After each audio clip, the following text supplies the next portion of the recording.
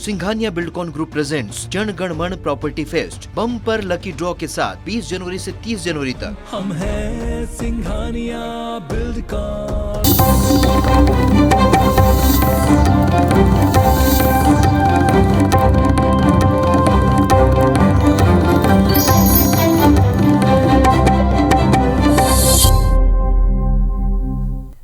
नमस्कार, मैं हूं आकांक्षा और आप देख रहे हैं IBC 24 एमपी से जुड़े हमारे इस खास बुलेटिन में आप सभी का स्वागत है।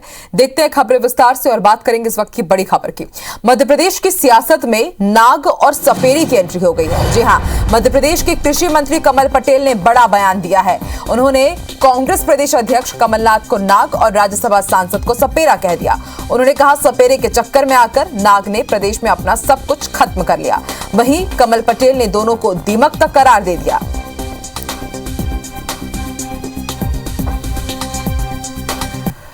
तो मध्य प्रदेश के कृषि मंत्री कमल पटेल ने विवादित बयान दिया है। बातों ही बातों में उन्होंने कमलनाथ को नाग तो वहीं दिग्विजय सिंह को सपेरा बता दिया है।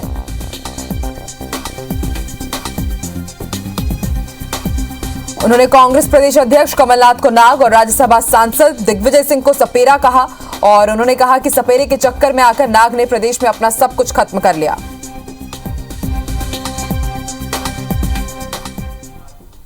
नाग जो आप बता रहे कमलनाथ, दिग्विजय सिंह सपेरा और कमलनाथ नाग सपेरे के कहने में आ गए और निपट गए। एक चीज, दूसरी बात, ये देश के लिए भी ये दिग्विजय सिंह ने कहा संघ को कि दीमक है। मैंने कहा संघ दीमक नहीं, कमलनाथ और दिग्विजय सिंह दीमक है जो कांग्रेस को भी खा गए और कांग्रेस दीमक है जो देश को खा।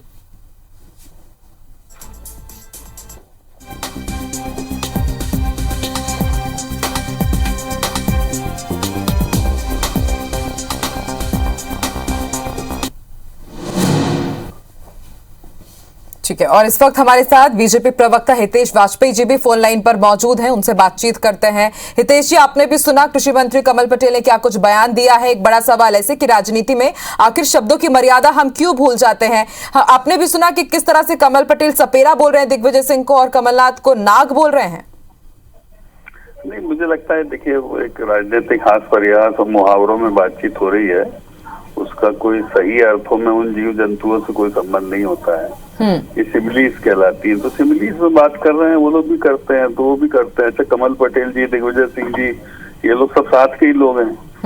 तब जब दिग्विजय सिंह मुख्यमंत्री होते थे तो तब भी ये विधायक होते थे, तो ये लोग तो सदन में एक दूसरे को बोल लेते थे। तो वो लोग, मुझे लगता है कि इतनी लिबर्टी वो लोग आपस में ले लेते हैं। हाँ, हम नहीं कह सकते, ये बात सच है, क्योंकि हमारे और दिग्विजय सिंह और बाकी लोगों की बहुत अंतर है। और यदि हम इस प्रकार बोलते हैं तो स्वाभाविक है कि वो सूट नहीं करता। और वो लोग क्योंकि आपस में दिग्विजय सिंह भी बोलते रहते हैं, आपने देखा होगा, कई बार शिवराज जी को बोल देते हैं, कमलनाथ जी बोल देते हैं, कमलनाथ जी तो पता नहीं क्या क्या बोल देते हैं। तो इसलिए मैं समझता हूँ कि इसको केवल मुहावरों तक ही सीमित रखना चाहिए। और ये पॉलिटिकल सटायर के रूप में एक दूसरे पे पक्ति नहीं करते रहते हैं। जी ठीक है, हमारे साथ कांग्रेस के प्रवक्ता अब्बास हफीज जी भी जुड़ गए। अब्बास जी, स्वागत है आपका IBC 24 में। सर, आपने सुना कि क्या कुछ कहना है हितेश जी का। उन्होंने कहा कि पॉलिटिकल सटायर है और दोस्ती दोस्ती में इस तरह की चीजें बोल दी जाती है और ये उतना गंभीर नहीं मान रहे। इसको आप क्या कहेंगे? मुझे लगता है संसदीय भाषा से बचना चाहिए। मंत्री को अपने बोल सही रखने चाहिए। आप संसद एक संवैधानिक पद के ऊपर बैठे हुए हैं। किसी दो पूर्व मुख्यमंत्रियों के बारे में ये कहना हो जिसमें से एक नेता प्रतिपक्ष भी है, संवैधानिक पद पे भी बैठे हैं, नहीं भी हो तो भी गलत है। ये कह देना कि एक नाग है दूसरे सपेरे हैं, सपेरे के फेरे में आ गए, मुझे लगता है कि ये अनुचित है और इस तरह की भाषा से नुकसान ही होता है। ये बताता है कि आपका मानसिकता क्या है, आप किस तरह से अपने जो आपके प्रतिद्वंदी होते हैं उनको देखते हैं। और कोई व्यक्ति का है, ऐसा कोई भी व्यक्ति का है चला दीजिए। डॉक्टर साहब ने बहुत खूबसूरती इसको बचाव करने के लिए इस तरह की बात कह दी, लेकिन डॉक्टर साहब को चाहिए कि वो कहें, कमल पटेल जी अपना खेद प्रकट करें कम से कम और आगे से बचने का कहें। इस तरह की भाषा का उपयोग तो अभी मोहन यादव जी की भी आप भाषा सुनिए, मंत्री हैं वो दूसरे, उन्होंने तो फर्जी राष्ट्रपिता कह दिया गांधी जी को। तो मुझे लगता है कि ये क्या हो गया है, घोड़ लगी हुई है कि भारतीय जनता पार्टी में जो गांधी जी को नहीं छोड़ रहे हैं तो इनके मंत्री फिर दिग्विजय सिंह जी, कमलनाथ जी को क्या छोड़ेंगे। हर रोज एक ऐसा बयान आता है जिससे कि पार्टी की, बीजेपी की फजीहत होती है। तमाम तरह की बातों को पूर्ण विराम लगना चाहिए और मंत्रियों को अपनी भाषा का संयम नहीं खोना चाहिए। संवैधानिक पद पे है, असंसदीय भाषा निंदनीय है। कम से कम खेद प्रकट करें और गांधी जी के बारे में भी जो बात कही है मोहन यादव जी ने, उस पर भी खेद प्रकट करें, अपने शब्दों को वापस लें। तो बस मैं इतना ही कहूंगा कि मंत्री को मंत्री पद की गरिमा रखनी चाहिए। जी हितेश जी, क्या कहना चाहेंगे आप? क्या खेद प्रकट किया जाएगा जिस प्रकार से कमलनाथ जी को नाग बताया जा रहा है, दिग्विजय सिंह को सपेरा बताया जा रहा है? देखिए, दो कहावतें मुझे अचानक याद आ गई। कहावतें हैं, इसको निजी रूप में नहीं लेना। एक तो पर उपदेश कुशल बहु तेरे। अभी 9:30 बजा है, आप मध्य प्रदेश कांग्रेस का ट्विटर उठा के देखना, खुलेआम मोदी जी को गालियां देते हो, खुलेआम देते हैं। मतलब कोई उसमें संकोच नहीं। कभी उनको बीमारियों के नाम लेंगे, कभी उनको सीधे ही उनको चोर और फलाना और ठिकाना सब बोलेंगे। तो बहुत अच्छी बात है यदि, और ये तो खुद भी सोशल मीडिया के कहीं के प्रभारी हैं, तो उसी को ठीक कराएं कोई दूसरे को बोलने के पहले। और इसलिए क्या, ये सब देखने के बाद वो लगता है ना कि कौवा चला हंस की चाल। तो भाई पहले अपना मौलिक चरित्र परिवर्तन तो करो, फिर दूसरे को सलाह दो। यहाँ पर दिन रात कांग्रेस की तरफ से जिस प्रकार के शब्दों का प्रयोग होता है, और मैं फिर कह रहा हूँ, मैं तो निजी रूप से ना करता हूँ ना करना चाहता हूँ, क्योंकि मुझे ऐसा लगता है कि मैं जूनियर भी हूँ बहुत इन लोगों से, तो मुझे शोभा भी नहीं देता। लेकिन वो लोग तो हम उम्र है, कर ही लेते हैं। पर उस सब के बावजूद भी सबसे पहले यदि सुधार हो सकता है तो 8 बजे के बाद 8 PM ऑनवर्ड्स मध्य प्रदेश कांग्रेस के ट्विटर हैंडल को यदि कोई सुधार दे, तो हम उस दिन से मान लेंगे कि ये वाकई में जो बोलते हो करना चाहते हैं। नहीं तो सब बेकार की बातें हैं साहब। ठीक है, मैं अब्बास जी से भी इसका रिएक्शन ले लेती हूँ। अब्बास जी, आप क्या कहना चाहेंगे? उनका कहना है कि कांग्रेस भी इसी तरह के काम करती है। देखिए, एक व्यक्ति अगर कुछ वहां पर जो प्रभारी हैं, अगर उन्होंने ये लिखा है कि कोरोना फैलाने के पीछे एक सरकार की नाकामियां हैं, और इस तरह जो डॉक्टर साहब कह रहे थे बीमारियों को लेके, मुझे लगता है जस्टिफाई नहीं कर सकते हैं आप इस तरह की चीजों से। और बहुत अच्छी एक कहावत है अंग्रेजी में, an eye for an eye makes the whole world blind, है। आंख के बदले में आंख पूरी दुनिया को अंधा कर देगी। तो इस तरह से हम जस्टिफाई नहीं कर सकते हैं कि हमने क्या कहा, गलत कहा है, और उसके ऊपर इस तरह से मैं फिर कह रहा हूँ, असंसदीय भाषा से बचना चाहिए। अगर तो कांग्रेस के ट्विटर हैंडल के ऊपर मोदी जी को नाक बताया जाए और शिवराज जी को सपेरा, तो मैं उसकी भी निंदा करता हूँ, नहीं होना चाहिए। भारतीय जनता पार्टी के ट्विटर हैंडल में भी नहीं होना चाहिए। हम जब तक खुद से शुरुआत नहीं करेंगे, चैरिटी बिगिंस एट होम, अगर हम अपने घर से शुरुआत नहीं करेंगे तो फिर तो पता नहीं कहाँ चले जाएगा राजनीतिक पूरा जो माहौल है। तो इन सारी चीजों से हमें, जब आज अगर हमारे नेता ने कहा है, आपके नेता ने कहा है, तो आप उसको खेद प्रकट कीजिए, उसको जस्टिफाई मत कीजिए कि बराबरी के हैं हमारे। वैसे तो बहुत सी बातें निकल जाएंगी। शुरू से यही कह रहा हूँ कि मंत्री को अपने मंत्री पद की गरिमा जरूर रखनी चाहिए, बरकरार रखनी चाहिए, और असंसदीय भाषा से बचना चाहिए। अगर हमारा पूर्व मंत्री हो कोई, उस पर बचना चाहिए। बीजेपी के जो मंत्री महोदय ने आज कहा है, चलिए तो छोड़ दीजिए, जीवित लोगों के लिए कहा है। गांधी जी के बारे में जब मोहन यादव जी ने लिखा, क्या वो संसदीय भाषा नहीं है क्या? उनको अपने शब्दों को वापस नहीं लेना चाहिए? अगर कोई मंत्री ऐसा लिख रहा है, उसको मंत्री पद सजा देना चाहिए।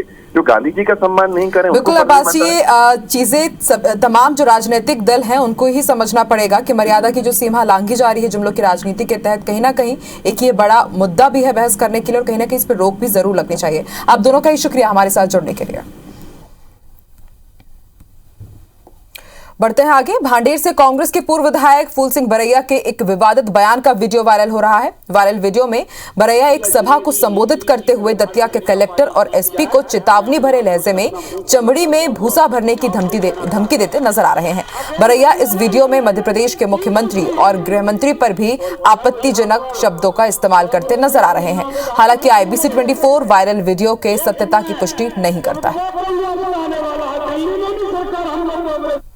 अगर जांच में टाइम नहीं लगा, जांच में कहीं 2-4 महीना भी लगे, तो फूल सिंह बरैया इनको पकड़ करके भोपाल में इनकी चमड़ी काट के भूसा भरने का काम करेगा। मैं खुद मध्य प्रदेश बीजेपी का बूथ विस्तारक कार्यक्रम चल रहा है, जिसके तहत सीएम शिवराज सिंह चौहान आज सतना पहुंचे, जहां उन्होंने बूथ विस्तारकों की बैठक ली। साथ ही बूथ विस्तारक कल्याण सिंह गौड़ के घर खाना भी खाया और गांव दुर्गापुर गांव का उन्होंने भ्रमण भी किया। वहीं उन्होंने स्थानीय कलाकारों के साथ कुछ वक्त बिताया और इसके ही साथ उन्होंने मंजीरा भी बजाया। वहीं केंद्रीय इस्पात राज्य मंत्री फग्गन सिंह कुलस्ते नरसिंहपुर के गोटे गांव पहुंचे। बूथ विस्तारक अभियान की उन्होंने समीक्षा ली और उन्होंने बताया कि 1 फरवरी को केंद्र सरकार बजट ला रही है, जो कि हर वर्ग को ध्यान में रखते हुए बनाया गया है। ठकरान नारी शक्ति केंद्र में आजाद वार्ड और कामत वार्ड और बूथ विस्तारक योजना के अंतर्गत इस बूथ के अध्यक्ष हमारे कल्याण सिंह गौंड हैं और पूरी बूथ समिति के साथ हमने आज चर्चा की, बैठक की, उनके साथ विचार विमर्श किया। पार्टियां बहुत मजबूत है और टीम भी बहुत अच्छी बनी है। फिर कल्याण सिंह जी के ही हमने भोजन किया।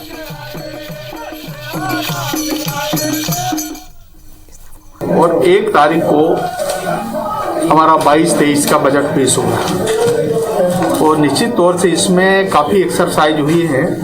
जो इस समय आवश्यकता है या जो अभी ऑनगोइंग परियोजनाएं हैं उनको पूरा करना है, तो इस प्रकार के कार्यक्रमों को हाथ में लिया जाए। गुना से बीजेपी सांसद केपी यादव और ज्योतिरादित्य सिंधिया के बीच चल रही सियासी तकरार ने अब नया मोड़ ले लिया है। अब दांव केपी यादव पर उल्टा पड़ता दिखाई दे रहा है। कुछ दिन पहले राज्यसभा सांसद सिंधिया और उनके समर्थकों के खिलाफ शिकायत करने वाले केपी यादव के खिलाफ एक शिकायत राष्ट्रीय अध्यक्ष जेपी नड्डा से भी की गई है। गुना जिले की बीजेपी किसान मोर्चा के उपाध्यक्ष प्रेम नारायण वर्मा ने केपी यादव पर दबंगई करने का आरोप लगाया है। आज बीजेपी प्रदेश मुख्यालय पहुंचकर आरोप लगाया गया कि केपी यादव के इशारे पर उनके साथ मारपीट हुई और फसल भी हड़पी गई। गौरतलब है कि कुछ दिन पहले ही केपी यादव ने जेपी नड्डा को चिट्ठी लिखी थी, जिसमें उन्होंने आरोप लगाया था कि सिंधिया और उनके समर्थक मंत्रियों की वजह से उनके संसदीय क्षेत्र में उन्हें मान सम्मान नहीं दिया जा रहा है। हालांकि सिंधिया ने सफाई देते हुए कहा था कि वो परिवार के सदस्य जैसे ही हैं और मिलजुल कर काम करना चाहिए सबको। मीनागंज गया था, वहाँ पर केपी यादव के गुंडों ने और ये लोग मुझे 28 तारीख 90 महीने में भी इनने मेरे ऊपर झूठी FIR कराकर मेरी 5 लाख की जो फसल निकली थी, जो मैंने आधो-आध ज़मीन करी थी, वो भी छीन ली। मैं यही निवेदन चाहता हूँ कि जो मेरे साथ हुआ है उसमें उचित कार्रवाई हो, उन लोगों पर केस बने। मध्य प्रदेश कांग्रेस अध्यक्ष कमलनाथ ने दिल्ली में आज राहुल गांधी से मुलाकात की। घंटे भर चली दोनों नेताओं के बीच मुलाकात में देश के 5 राज्यों में हो रहे चुनाव को लेकर कांग्रेस की रणनीति पर चर्चा हुई। कमलनाथ ने मध्य प्रदेश कांग्रेस के कामकाज की रिपोर्ट भी राहुल गांधी को सौंपी है।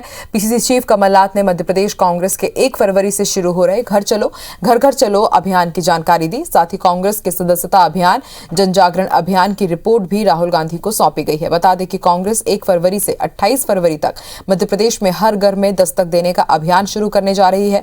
इस अभियान के तहत पार्टी महंगाई, दलित, आदिवासियों के खिलाफ हिंसा, भ्रष्टाचार सरीखे मुद्दों को उठाने की तैयारी में है।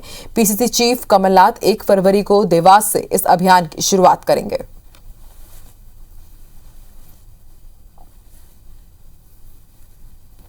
पूर्व मुख्यमंत्री कमलनाथ जी ने आज नई दिल्ली में राहुल गांधी जी से मुलाकात करी। 1 घंटे की इस मुलाकात में उन्होंने विभिन्न जो 5 राज्यों में चुनाव आगामी समय में हो रहे हैं उसको लेके संगठन के विषयों पर विभिन्न राजनीतिक मुद्दों पर चर्चा करी।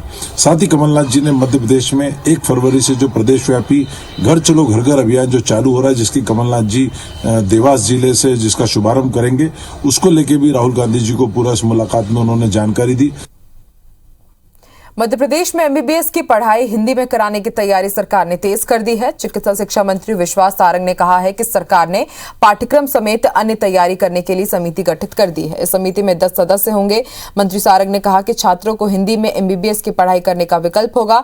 राज्य सरकार ने पिछले साल एमबीबीएस की पढ़ाई हिंदी में कराने को लेकर योजना बनाने की बात कही थी। मंत्री विश्वास सारंग ने कहा है कि शुक्रवार को एमबीबीएस की पढ़ाई को हिंदी में कराने को लेकर बैठक हुई है। हमने एमबीबीएस की पढ़ाई हिंदी में कराने की योजना बना ली है। इसके लिए उच्च स्तरीय समिति भी बनाई गई है। मेडिकल कॉलेज में लेक्चर हिंदी में कराने के प्रयास भी किए जाएंगे। मंत्री सारंग ने बताया, अगले सत्र से छात्रों को हिंदी में वैकल्पिक पढ़ाई कराने को लेकर विचार किया जा रहा है। बात की मांग उठ रही थी कि हिंदी में भी एमबीबीएस का पाठ्यक्रम होना चाहिए और ये निर्णय लिया है कि हम पाठ्यक्रम के अनुवाद के साथ साथ इस बात को भी सुनिश्चित करेंगे कि जो लेक्चर होंगे उसमें भी हिंदी भाषा का पूरा समावेश हो।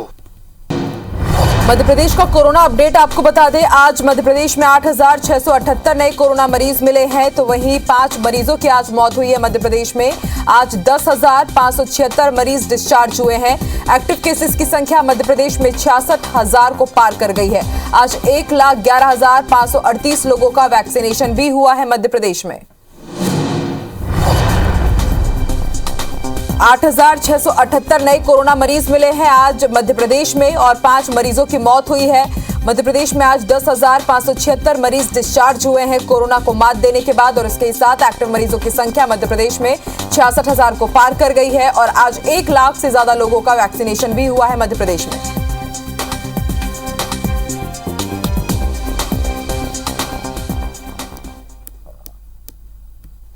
और अब बात खंडवा की। खंडवा में 24 कोरोना पॉजिटिव मरीजों की रिपोर्ट आ गई और 24 में से 19 मरीजों में ओमिक्रॉन वेरिएंट की पुष्टि हुई है। राहत की बात यह है कि सभी ओमिक्रॉन वेरिएंट संक्रमित मरीजों का इलाज होम आइसोलेशन में ही किया जा रहा है। अब तक किसी भी मरीज को ऑक्सीजन लगाने की जरूरत नहीं पड़ी है।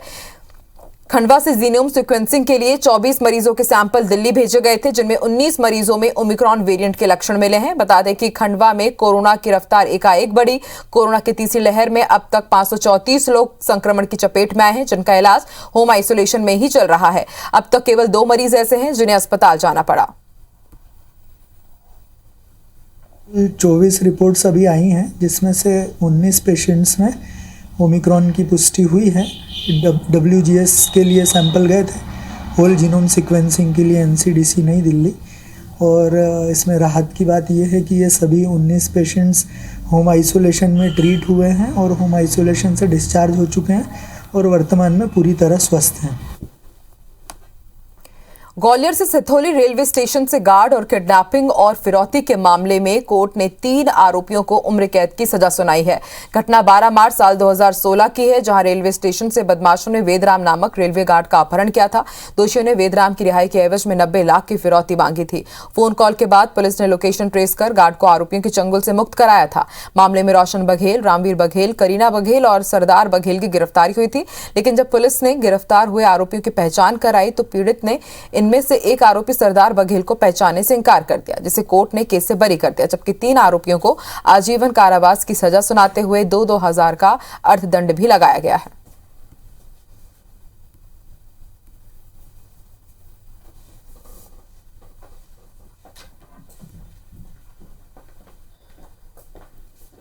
डकैती स्पेशल कोर्ट द्वारा आज इनको आजीवन कारावास का सजा दिया गया है 3 लोगों को, जिसमें वेदराम को सिर्फ पहचान के उससे छोड़ दिए, उसको छोड़ा गया है, एक सरदार सिंह को। बाकी तीनों लोगों को आजीवन कारावास की सजा दी गई है और 2-2 हजार रुपये का अर्थदंड। जबलपुर स्थित कैफे अनाचार के अड्डे बनते जा रहे हैं। शहर के रानीताल इलाके में वी कैफे में चौथी बार रेप की वारदात को अंजाम दिया गया। यहां कोविड वैक्सीनेशन कंट्रोल रूम की 25 वर्षीय डेटा एंट्री ऑपरेटर के साथ रेप किया गया। जिला अस्पताल के कोविड वैक्सीनेशन विभाग के कर्मचारी पार्थ मेहरा पर रेप का आरोप है कि आरोपी कर्मचारी मेहरा ने पीड़िता को शादी का झांसा देकर कैफे में बुलाया। यहां युवती के साथ कई बार रेप की वारदात को अंजाम दिया गया। पीड़िता की शिकायत पर मदन महल थाना पुलिस ने रेप का मामला दर्ज कर जांच शुरू कर दी है। फरार आरोपी की तलाश पुलिस कर रही है। पीड़िता के साथ सोनू मेहरा नाम के व्यक्ति के द्वारा रेप किया गया। इसमें बड़ी आश्चर्यजनक बात यह है कि रानीताल चौराहे पर डेंटल क्लिनिक से लगा हुआ कि वी कैफे एंड रेस्टोरेंट है, जितेंद्र चौकसी जी का है, तो उसके अंदर ये रेप की घटना की शुरुआत हुई। यहाँ से आरोपी के घर दबिश दी गई, आरोपी फरार है। आगर जिले के नाकोड़ा ज्वेलर्स और सिद्धश्री ज्वेलर्स पर बीती रात करीब 10 नकाबपोश बदमाशों ने सराफा दुकानों में चोरी की वारदात को अंजाम दिया और सोने चांदी का पूरा सामान चोरी कर फरार हो गए। चोरी की वारदात सीसीटीवी में कैद हुई है, जहां बदमाशों ने सब्बल से ताले चटकाए और फिर वहां रखा सोने चांदी के आभूषण बोरी में भरकर ले गए। इसके बाद तीनों बदमाशों ने सिद्धश्री ज्वेलर्स के शटर को उठाकर वहां भी चोरी की वारदात को अंजाम दिया। जानकारी मिलते ही सुबह एसपी, एएसपी और डॉग स्क्वाड की टीम एफएसएल टीम के साथ मौके पर पहुंची। परिजनों से चर्चा कर चोरी किए गए माल की सूची बनाई गई और सीसीटीवी के माध्यम से पुलिस बदमाशों की तलाश में जुटी है।